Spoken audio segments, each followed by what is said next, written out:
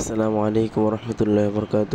আলহামদুলিল্লাহ, আমরা যে গেটটি দেখতে পাচ্ছি এটি হলো গড়ডাঙ্গা মাদ্রাসার সর্বপ্রথম যে গেট, মেইন গেটটি। এখান থেকে আমরা প্রবেশ করলাম এবং আমরা যে বিল্ডিংটি দেখতে পাচ্ছি ডান পাশে, এটি নুরানি বিভাগ।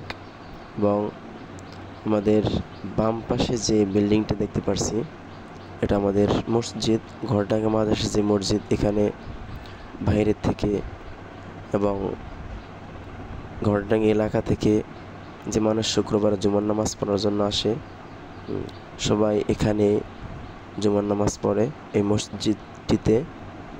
এবং সামনে আমরা যে ছয়তলা একটি ভবন দেখতে পাচ্ছি, এটি হলো জামাত বিভাগের ভবন।